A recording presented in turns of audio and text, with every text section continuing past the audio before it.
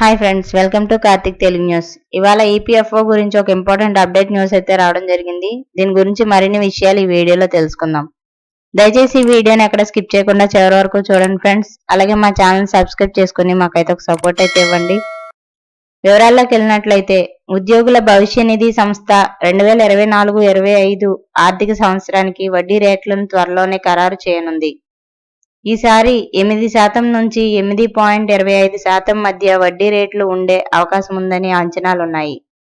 గత ఆర్థిక సంవత్సరం పీఎఫ్ చందాదారులకు 8.25% వడ్డీని ఈపీఎఫ్ఓ చెల్లించింది.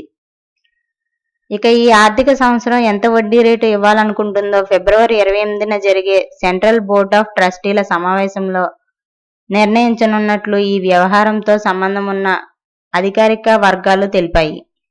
పీఎఫ్ డిపాజిట్లకు ఎంత వడ్డీ ఇవ్వాలని మొదట ఈపీఎఫ్ఓ ప్రతిపాదనలు సిద్ధం చేస్తుంది.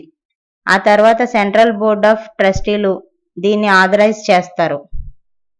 చివరకు కేంద్ర ఆర్థిక శాఖ నుంచి ఆమోదం లభించాల్సి ఉంటుంది. ఆ తర్వాతే వడ్డీ రేటు ఫైనల్గా ఎంత ఖరారు అయిందో ఈపీఎఫ్ఓ అధికారికంగా ప్రకటిస్తుంది. అనంతరం పీఎఫ్ చందాదారుల ఖాతాల్లో వడ్డీ జమ అవుతుంది. ఈపీఎఫ్ఓకు 6.5 కోట్ల మంది పైగా చందాదారులున్నారు.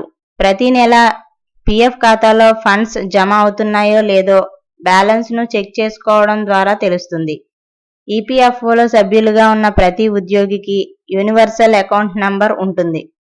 దీని ద్వారానే పీఎఫ్ ఖాతాలన్నింటినీ నిర్వహించుకోవాలి. పీఎఫ్ అకౌంట్ బ్యాలెన్స్తో పాటు ఇతర సేవలను పొందాలంటే మొదట యూఏఎన్ను యాక్టివేట్ చేసుకోవాలి. సో ఫ్రెండ్స్, ఇది update news. Thank you friends. Thanks for watching this video.